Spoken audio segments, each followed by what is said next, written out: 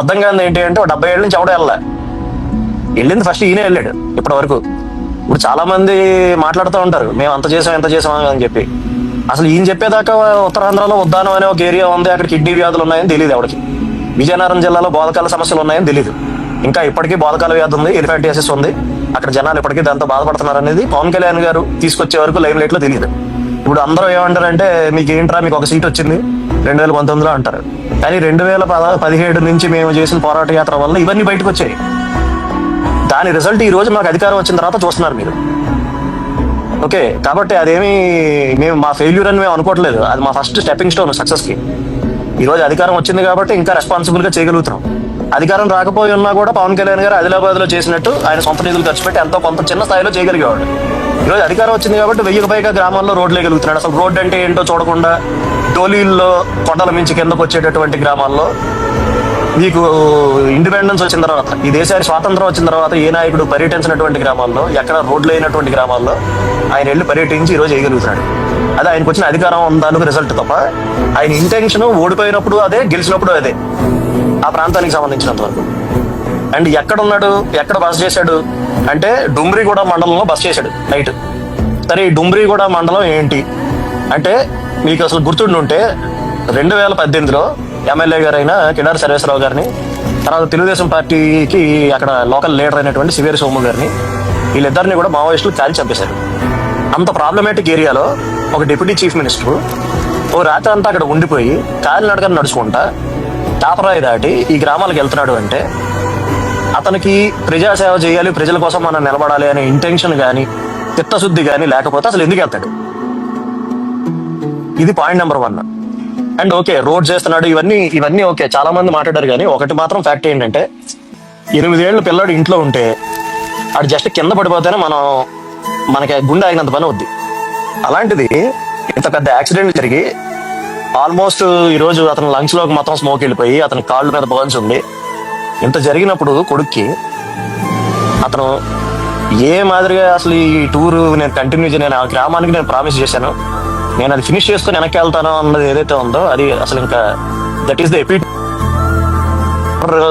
ఉండాల్సినటువంటి ఏ క్యారెక్టరిస్టిక్స్ లో మీరు తీసుకున్నా కూడా అవన్నీ ఆయనలో ఉన్నాయి అనేది ఇంకెంతకన్నా బెస్ట్ ఎగ్జాంపుల్ ఇంకొకటి లేదు.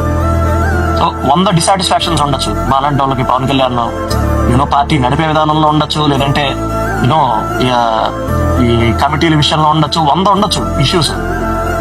నిజంగా ఈ జనాలకు నేను ఏదో ఒకటి చెయ్యాలి అనేటటువంటి ఆ ఇంటెంట్ ఏదైతే ఉందో అందులో అసలు కాన్ఫ్లిక్టే లేదు.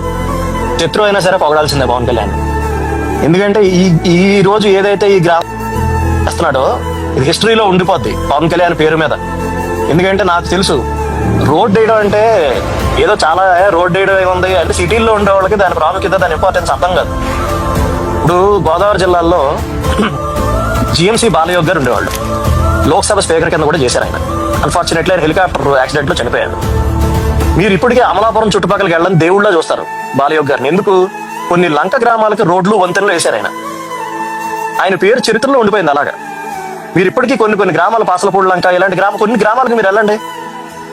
ఈ లంక గ్రామాలకు మీరు వెళ్తే జిఎంసీ బాలయోగ్ గారిని irrespective of community, cost, everything ఆయన ఒక దేవుళ్ళ చూస్తారు జనాలు. ఎందుకంటే వాళ్ళకి కావాల్సింది ఏంటి? యాక్సెస్. ఒక పక్కన ఒక కాకినాడ, అమలాపురం లాంటి టౌన్ ఉంది, ఆ టౌన్కి వెళ్ళాలంటే పడవలో వెళ్ళాలి. సేమ్ ఈ రోజు వీళ్ళకి కూడా ఒక గర్భిణీ స్త్రీ ఉంది అంటే డోలీ కట్టి తీసుకురావాలి ఆవిడని. దారిలో డెలివరీ, మార్గ మధ్యలో డెలివరీ అయిపోతుంది. తల్లి బిడ్డ క్షేమంగా ఉంటారో లేదో తెలియదు. ఎవరికైనా చిన్న జబ్బు చేసిందంటే అతన్ని 2 మనుషులు మోసుకుంటూ రావాలి. ఇంకా మనం బతుకుతున్న ఇలాంటి సమాజంలో విశాఖపట్నం లాంటి మన రాష్ట్రంలోనే అతిపెద్ద సిటీకి దగ్గరలో ఉన్నారు ఈ జనాలు. వాళ్ళకి రోడ్ వేయడం, మన వీధిలో రోడ్ వేయడం ఒకటి కాదు, మీరు గుర్తుపెట్టుకోండి. వాళ్ళకి రోడ్డు వేసినందుకు చరిత్రలో మిగిలిపోతాడు, వాళ్ళ దృష్టిలో దేవుడి కింద మిగిలిపోతాడు పవన్ కళ్యాణ్. నీకు నమస్కారం బాబు, దండం పెట్టు. ఇంకో 50 ఏళ్ళ తర్వాత అయినా సరే ఎవడైనా వెళ్ళినప్పుడు చెప్తారు వాళ్ళు, ఎవడేసాడు రోడ్ ఉండేవాడండి ఆయన వేసాడు రోడ్డు అని చెప్తారు. సో ఒక హిస్టారికల్ థింగ్ చేశాడు ఈ రోజు. కాబట్టి ఇది ఏదో చిన్నగా తీసుకోకండి. వాళ్ళ లైఫ్లు ఎలా ట్రాన్స్ఫార్మ్ అవుతున్నాయి. ఎందుకంటే వాళ్ళకి 2 చాలండి, వాళ్ళకి ఏం అవసరం లేదు. తాగడానికి నీళ్లు, వాడు పైకి కిందకి రావడానికి రోడ్డు వేస్తే వాళ్ళ జీవితాలు సగం మారతాయి. సగం ఆరోగ్య సమస్యలకు మీకు గిరిజన గ్రామాల్లో వచ్చేది త్రాగునీరు వల్ల. అదొక్కటి సార్ట్ చేయండి, వాళ్ళకి ఆరోగ్యంగా ఉంటారు వాళ్ళు. సెకండ్ థింగ్, వాళ్ళకి మల్టిపుల్ మంచి మంచి ప్రొడక్ట్స్ ఉన్నాయండి. వాళ్ళ కాఫీ చాలా ఫేమస్. వాళ్ళ ప్రొడక్ట్స్ హిందుస్థాన్ యూనిలివర్ దగ్గర నుంచి, ఐటీసీ దగ్గర నుంచి వాళ్ళందరూ వచ్చి కొనుక్కుంటారు గిరిజన ప్రొడక్ట్స్. వాళ్ళకి లేనిదల్లా ఏంటి, యాక్సెసిబిలిటీ లేదు ఆ గ్రామాలకి.